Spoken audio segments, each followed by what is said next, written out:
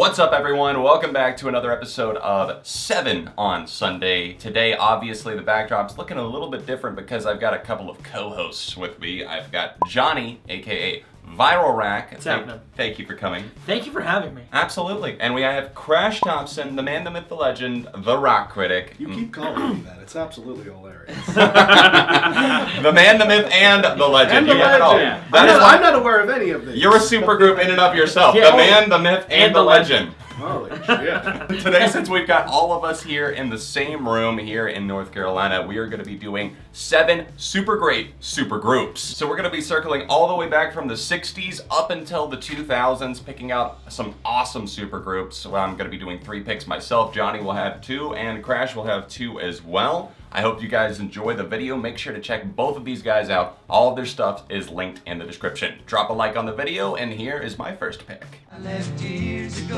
it quite nearly killed me. In the long run, it will make you cry, make you crazy and old before your time.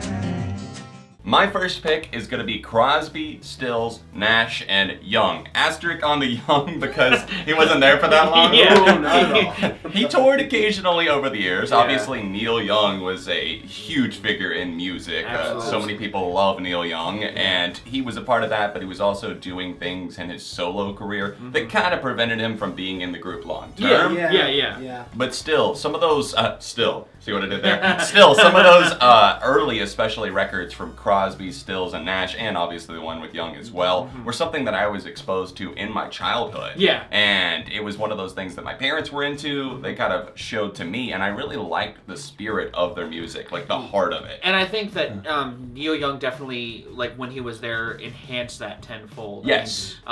Crosby, Stills, and Nash, no knock to them, but Neil Young's presence did definitely amp them up to that level of super greatness. Right, that's why Neil Young is such a superstar, because he Yes. added the extra layer there that they kind of, not necessarily had to have, but still kind of needed for what they were doing. Neil Young's presence in most things usually isn't a hindrance. No, not at all. Of course not, of course not. I gotta stop.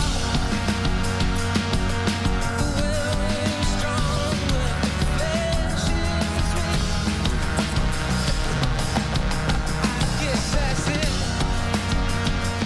So for my first pick, I decided to go for a little more of a modern band and something a little more intrinsic to my tastes. I picked Atoms for Peace, the side project that was Tom York, Nigel Godrich, and Flea from the Red Hot Chili Peppers kind of being the main notable people in the group. And I think this is one of those instances where we're probably not going to see much else from these guys, but I really like the sound that they were crafting.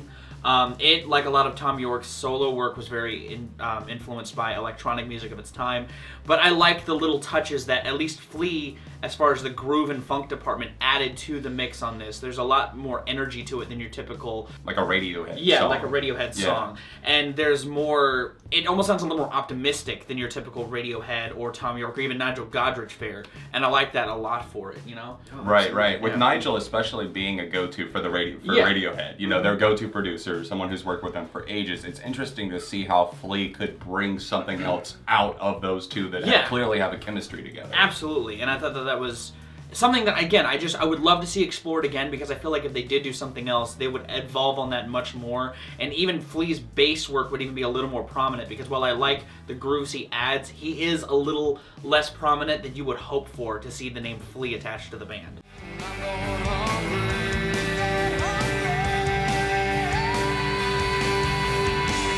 I'm going hungry.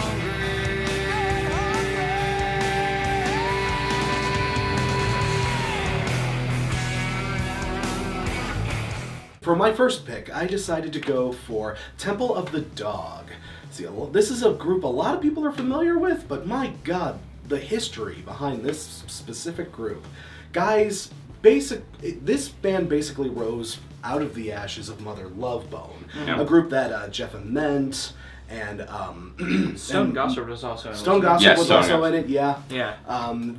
This band formed out of the ashes of the demise of Mother Love Bone. Their lead singer, Andrew Wood, I believe was his name, he passed away unexpectedly, and that basically meant the end of the band. And you know, the guys still wanted to play together, they still wanted to do stuff together, but they had no idea where to take it. So they got a bunch of guys together, notably Chris Cornell. They also got Eddie Vedder involved, other people like Matt Cameron and other people. The cool thing about this group is it's basically Pearl Jam and Soundgarden before Pearl Jam and Soundgarden were even fully a thing. They weren't even on the map yet at the time No, of Temple of the Dog, because their most active time was like around 92. Yes, and exactly. this came out like, what, 90, 91, something like that. 91, So, yeah, pretty much. Not only was this project amazing, they only released one self-titled album, but oh my god, they killed it out of the park with that album. Right, and So they dropped the bomb in the form of the single Hunger Strike. Hunger- That was Hunger huge. Strike was it was Massive a song. colossal single for them. Oh, absolutely. I think it's almost the inverse of Atoms for Peace. While I think a new Temple of the Dog project would have been cool to have happened in its time. Obviously, can't happen anymore. Right. Rest in peace, Chris Cornell. But I think it was one of those things that needed to happen for these bands to kind of take form and give us a lot of great music that we kind of enjoy today. Left, right, got it figured out. Who's got it figured out? Play straight, trying to manipulate. Who's got it figured out?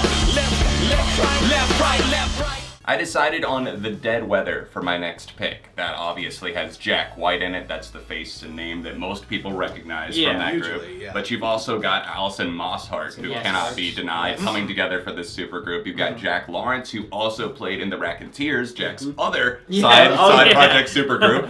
And you had in there as well Dean Ferretta, who plays in Queens of the Stone Age, a couple other groups that people, even myself, aren't as familiar with, but you probably know them from Queens. Yeah. This is a great, kind of like we were saying even before we started rolling, a little bit underrated, underappreciated supergroup, where they took the sound, maybe a little bit of like what they were doing with the Racketeers, but not really, and kind of went for something a little bit darker Yes, and more it definitely. ominous. There's a little I more would say. sinisterness Much in, more. especially their first two records. Yeah, Cut Like a Buffalo, some of those tracks were out there. Weird Hang You from the Heavens Yes. was a great single. I love the song, but it's weird compared to a lot of like White Stripes stuff. Yeah. and- and Compared what to the a lot of record Jack's stores other do. projects, it does stick out very much. Right. It's not like a lot of his other stuff. And I think another big reason why this maybe is a little underrated is because I think a lot of people went into this expecting more of a raconteurs as far as equal ground for both vocalists, whereas Right. Jack does take a little bit more Of a back backseat. seat. Yes. Yeah. Which I do appreciate. Like, not to say I hate Jack White up front all the time, but I do like that he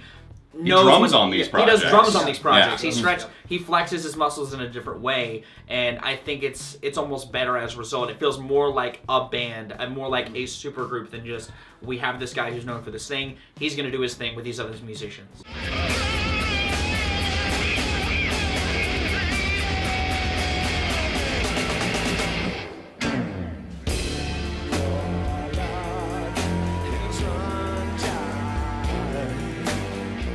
For those who don't know me, I'm a big Mike Patton fan, and I couldn't make a supergroup list without adding one of his projects on there, and FANTOMAS is definitely his most interesting one. It's got him, it's got Dave Lombardo from Slayer on drums, Trevor Dunn from Patton's first band, Mr. Bungle on there as well, and Buzz Osborne from the Melvins on guitar. And these guys are named after a French comic serial guy. It's, again, very, very out there. niche. It's very out there. Yeah. When you brought this band to my attention, I was definitely intrigued. Yeah. Wow. They have all of their albums are like really specific. They're all concepts about a thing. They're very odd. They combine the kind of fast style of Slayer with Patton's very eccentric oddities he likes to delve into. And I like that it's, again, like The Dead Weather, Mike Patton is one of those guys where if he's on something, he can overcrowd the project wholeheartedly. Absolutely. But I like that he lets Trevor and Buzz and Dave do their thing. Like, we were listening to their rendition of the Godfather theme earlier, and there's a point where it breaks out into like a thrash metal song. And Dave gets to just play how he would normally play, and it's really cool. Melt our joyous hearts away under the mushroom cloud confetti. Hip, hip, hooray for this fireworks display. And for my second choice, I went with band I think a lot of you are familiar with, A Perfect Circle. Oh yeah. But when it comes to talking about A Perfect Circle, oh dear God, where do you even start? Yeah, that's what I was thinking. Like, there's a big history there. Big history with A Perfect Circle. Like, oh my God. Like, to qualify them as a supergroup, you would have to name off so many different bands that have already, because people from almost everybody. Of course, we have Maynard James Keenan from Tool at its core. We've had people from Primus in this band, Marilyn Manson's group, Smashing Pumpkins, Smashing Pumpkins with James Iha, Pazlin Cantine, one of my favorite. She's currently playing bass for the Pixies. Yeah. Who did some work with Hole. Like again, we could spend the whole segment dissecting all dissecting groups. And what also makes it difficult is because they've had such an interesting sort of revolving door of members. Everything we've ever gotten from this group has been vastly different. Yeah. From other than the two main core members. Other than the two main core members, yes, Billy Howardell and Maynard James Keenan, of course. But everybody else who comes in contributes something vastly different and something very unique and interesting. And every album, it is the old Forrest Gump cliche. You never know what you're going to get with A Perfect Circle. But the thing is, the people that come in, they contribute so much, and they build such an interesting, such a unique, such a brave and bold sound. Like even the stuff that they put out never sounds even different from itself, but different from anything else that's on rock or heavier radio. Right. Even they took another left turn kind of with their most recent album, Eat the Elephant. Yeah, I was going to mention that. Yeah, it's definitely different for them. Yes, I was not expecting that the first time I hit play. Yeah. No, absolutely. And as a result, people have been really people are still trying to figure out how they feel about Eat the Elephant. Yeah. But again, that just shows the boldness, the bravery, the risks these guys are willing to take. Right, and especially in the early days, most people kind of not unanimously, but for the most part agree that the quality is most definitely there. 13th Step, Debut. Even the remix album they did with some of the tracks that were from the previous record. It was, again, interesting. There was really odd touches of industrial in some of the remixes, or their version of Imagine is really odd for them. Very strange. They have a very strange version of that. So they're good. Yeah, Perfect Circle, just, I don't know, another one of those bands. I don't know how much they have left in them, but whatever it is, it will definitely be exciting.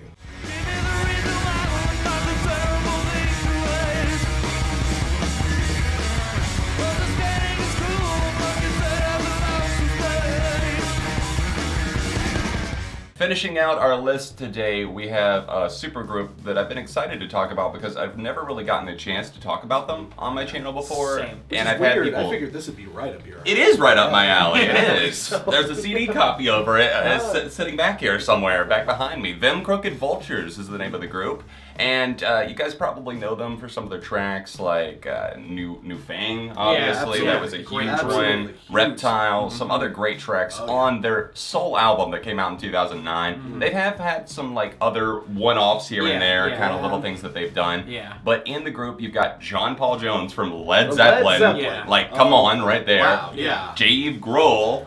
Come on. Nirvana, Foo Fighters, Teenage Time Wasters. There's another supergroup right there. He's a one-man supergroup. Yeah, right. For a robot, I mean. There's so many names that you could just throw out for Dave. We could have made top 7 Dave Grohl supergroups. Yeah, absolutely. And then the final component, and not to be written off or overlooked at all, Josh Homme, Queens of the Stone Age. Caius. Yes, of course. Shout out to Caius fans. Yes, I have a weird story with that I will tell you off camera. Okay, all right. Them Crooked Vultures is something that I surprisingly got into. I wasn't discovering tons of new music back in 2009, but I was a big Foo Fighters fan, and I was kind of like, back in those days, before I was even on Twitter, I would, get on like just their website or even MySpace and look up new things going on, and I saw, Them Crooked Vultures, what's this? And I hit play on the first song, and I was like, that's the dude from Queens of the Stone Age singing. And they kind of do have almost like this blues meets hard rock vibe going on. It's so classic. Yes. It's so classic rock feeling. I mean, and it's interesting that Josh and Dave, who've worked together multiple times on various projects, can still come together and make something this intrinsically them, but so very different. All right, guys, that's the end of this episode of 7 on Sunday. Do not forget to check out my collaborators. First, we got ViralRak. How's it going, guys? My name is Johnny. Section of the internet knows me as ViralRak. My channel, I've been kind of reintroducing myself back to the YouTube sphere. I do a lot of music discussion stuff. I do this thing called discography reviews where I kind of adopted John's format of ranking albums, but I do it in a way that I also try to be insightful on how to get into bands. I do this show called Redacted, where I kind of remix an album amongst other things, lists, stuff like that. And my Twitter is also ViralRak, and I'm active on there pretty heavily too. And we've also got The Rock Critic. Hey guys, my name's Crash Thompson. I host a show called The Rock Critic. You can find me on YouTube, simple as The Rock Critic. I do much the same as these guys. I review new releases. I sometimes dip back into classic rock. I've done some retrospectives on bands like Weezer and Green Day. I actually have the second entry in my newest series, How to Get Into. Yes. Will be coming out very soon on Rush. All the links for these guys and obviously myself are in the description down below. Check them out, subscribe. Don't forget to drop a like on the Supergroups Super Teaming Up video that we made here today. A spicy collaboration. We're super. Avengers Infinity War ain't got nothing on this. Let's be real. That's right. Top 10 anime crossovers. Yes. Right here. Somebody already made that. Somebody already made that. Yeah. That's it for this episode of 7 on Sunday, guys. Until next week, we've been the super group of super critics. Yeah. The viral AR critic. The viral ARTV critic. Yeah, there we go. Yeah. Thanks, guys. We'll see you soon.